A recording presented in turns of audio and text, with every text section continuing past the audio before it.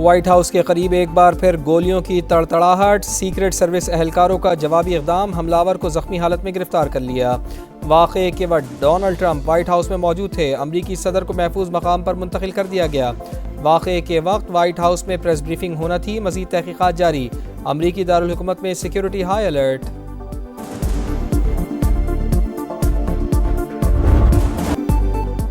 پاکستان کی مؤثر سفارتکاری، مشرق وسطی میں امن کی نوید، امریکی صدر کی تصدیق، دعویٰ کیا کہ ایران سے معاہدے پر زیادہ تر معاملات طے، مذاکرات مکمل ہونے کے قریب ہیں، جلد ہی اعلان کر دیا جائے گا۔ واضح کیا کہ معاہدے کے کئی دیگر نکات کے علاوہ ابنائے ہرمز کو کھول دیا جائے گا۔ معاملے پر پاکستان کے فیلڈ مارشل سے بات ہوئی ہے، کئی مسلم اکثریتی ممالک کے رہنماؤں سے تبادلہ خیال کیا، اسرائیلی وزیر اعظم کو بھی آگاہ کر دیا۔ وائٹ ہاؤس میں بڑی بیٹھک، ڈونلڈ ٹرمپ نے نائب صدر جے ڈی وینس اور پیٹ ہیگزت کو ہنگامی طور پر بلا لیا۔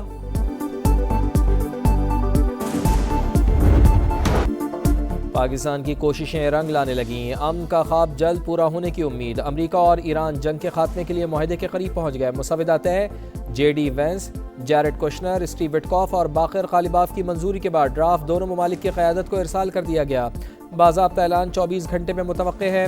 واشنگٹن ٹائمز کا دعویٰ، نیو یارک ٹائمز کے مطابق فیلڈ مارشل عاصم منیر نے کلیدی کردار ادا کیا۔ سپہ سالار کا حالیہ دورہ ایران اعلیٰ سطح کی سفارتکاری ہے۔ سی این این کے مطابق امریکہ اور ایران کے درمیان طویل عرصے سے جاری ڈیڈ لاک ختم ہو گیا۔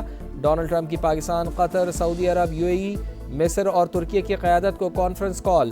امریکی ویب سائٹ کے مطابق مسلم رہنماؤں کا امریکی صدر پر معاہدہ قبول کرنے کے لیے زور۔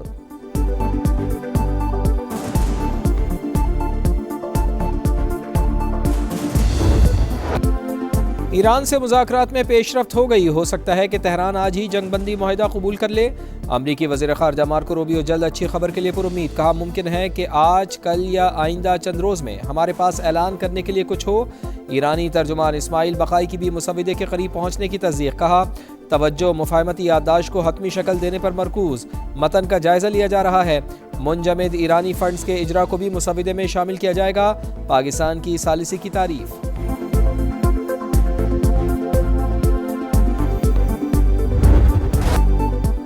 فیلڈ مارشل کا انتہائی نتیجہ خیز دورہ ایران مکمل، سپہ سالار کی اعلیٰ ایرانی قیادت سے ملاقاتیں، 24 گھنٹے کے دوران بھرپور مذاکرات میں حتمی مفاہمت کی جانب حوصلہ افزا پیش رفت سامنے آ گئی۔ آئی ایس پی آر کے مطابق سید عاصم منیر، صدر مسعود پزشکیان، اسپیکر باقر غالباف، وزیر خارجہ عباس عراقچی اور وزیر داخلہ اسکندر مومنی سے ملے۔ مثبت اور تعمیری ماحول میں ہونے والی ملاقاتوں کے دوران استحکام اور حتمی معاہدے تک پہنچنے کے لیے مشاورتی عمل تیز کرنے پر بات چیت، ایرانی قیادت کی جانب سے پاکستان کے مخلصانہ اور تعمیری کردار کی بھی تعریف۔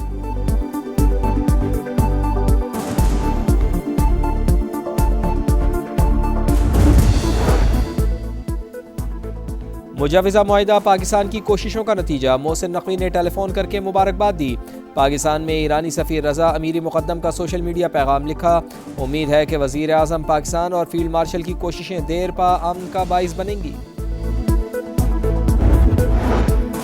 ایران اور سعودی عرب کے وزرائے خارجہ کا ٹیلی فونک رابطہ، عباس عراقچی اور فیصل بن فرحان کا خطے میں کشیدگی کم کرنے کے لیے سفارتی کوششوں پر تبادلہ خیال۔ ایرانی وزیر خارجہ نے مذاکرات کی تازہ ترین پیش رفت سے آگاہ کیا۔ عباس عراقچی کا عمانی ہم منصب کو بھی ٹیلی فون، سفارتی کوششوں پر بات چیت۔ قطری وزیر اعظم کا بھی ایرانی وزیر خارجہ سے رابطہ، فریقین کے مثبت رد عمل اور تعاون کی ضرورت پر زور۔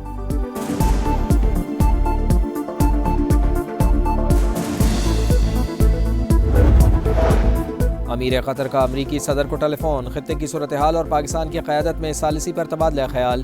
شیخ تمیم بن حمد الثانی کا بحری آمد و رفت کے تحفظ اور آبی گزرگاہوں کی سلامتی یقینی بنانے پر زور، کہا عالمی توانائی اور سپلائی چین کے استحکام کے لیے مسلسل مذاکرات کو یقینی بنایا جائے۔ قطری امیر کا سعودی ولی عہد محمد بن سلمان سے بھی ٹیلی فونک رابطہ، دونوں رہنماؤں کا خطے میں پائیدار امن کے لیے تنازع کا مستقل اور جامع حل تلاش کرنے پر زور۔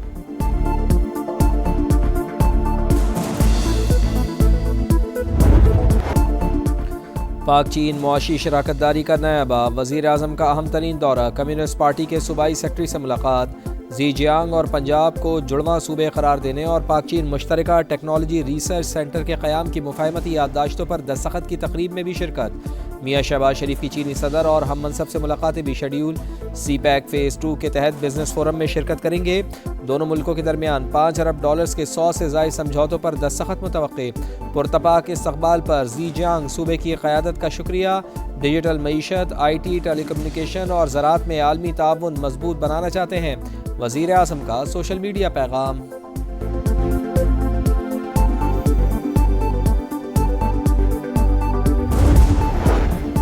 عام دشمنوں کے خاتمے کا مشن، بنوں میں CTD اور پولیس کی مشترکہ کارروائی، 15 خوارج ہلاک، فائرنگ کے تبادلے میں 2 اہلکار شہید، 10 کلو وزنی بم ناکارہ بنا دیا گیا۔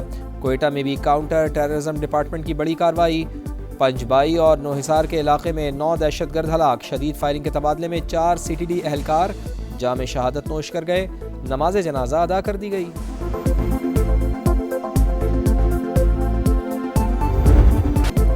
کوکین کوئین انمول عرف پنکی منشیات کیس میں اہم پیش رفت، خاتون ڈرگ ڈیلر اور اس کے ہینڈلرز کے بینک اکاؤنٹس منجمد کرنے کا فیصلہ۔ کراچی پولیس کا FIA کو خط، مختلف بینکوں کے ساتھ اکاؤنٹس فریز کرنے کی سفارش۔ حکام کے مطابق ملزمہ کے سہولت کار مختلف بینک اکاؤنٹس کے ذریعے شہریوں سے رقم وصول کرتے رہے۔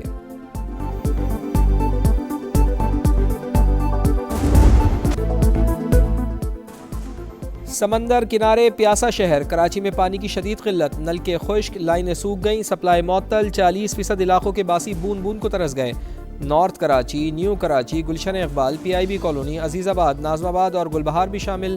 ٹینکر مافیا کی چاندی قیمتوں میں 200% اضافہ، میئر اور بلدیاتی حکومت مکمل ناکام ہو چکی۔ کراچی کو جان بوجھ کر وسائل سے محروم رکھا جا رہا ہے، لوگوں کی دہائیاں۔ سارا دن گرمی میں مرتے ہیں، پھر پانی نہیں ملتا پینے کو، نہانے کو، کیا کرے گا بندہ؟ کام والا سے بات کی جاتی ہے، کہتے ہیں کہ فلاں جگہ لائن ٹوٹ گئی ہے، فلاں جگہ، تو یہ شہر کی لائنیں کب صحیح ہوں گی؟ یہ پانی کا ہی مسئلہ نہیں ہے، یہ ایک مافیا کا مسئلہ ہے۔ میئر صاحب کر کیا رہے ہیں؟ ویسے جو ہے نا ٹینکر میں پانی آ رہا ہے، سب خریدیں گے پانی آپ کو مل جائے گا، ویسے نہیں ملے گا لائنوں میں پانی۔ مومنہ اقبال اور MP ثاقب چدھڑ کا تنازع پولیس تک پہنچ گیا، اداکارہ نے مقدمے کے اندراج کے لیے درخواست جمع کرا دی۔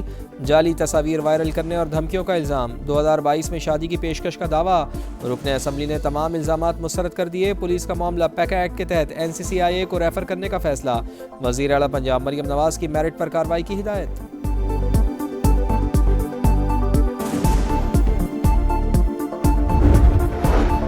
لاہور کے علاقوں شادرہ اور اسلام پورہ میں عیدی کے نام پر شہریوں سے رقم مانگنے والے اہلکاروں کے خلاف انکوائری مکمل، الزامات ثابت، مقدمہ درج کر کے گرفتار کر لیا گیا۔ بھیک مانگنے اور اختیارات کے ناجائز استعمال کی دفعات، محکمانہ کارروائی کا بھی آغاز۔ راولپنڈی میں شرپسندی، نامعلوم افراد نے شہری سہولت کے لیے شروع کیے گئے الیکٹرک بس منصوبے کو نشانہ بنا لیا، 49 انتظار گاہیں توڑ دی گئیں، کروڑوں روپے کا نقصان، میونسپل کارپوریشن کا نوٹس، پولیس کو کارروائی کے لیے مراسلہ بھجوا دیا۔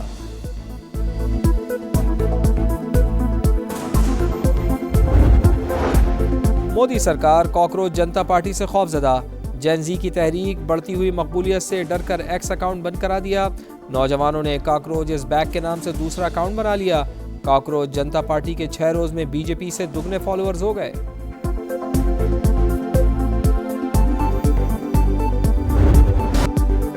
عید میں چند ہی روز باقی، قربانی کے جانوروں کی خریداری زور پکڑ گئی، شہریوں کا مویشی منڈیوں میں رش، مہنگائی کا شکوہ کرتے گاہکوں کا بیوپاریوں سے بھاؤتاؤ، خواتین بھی منڈیوں میں پہنچ گئیں، پسندیدہ جانوروں کے ساتھ سیلفیاں۔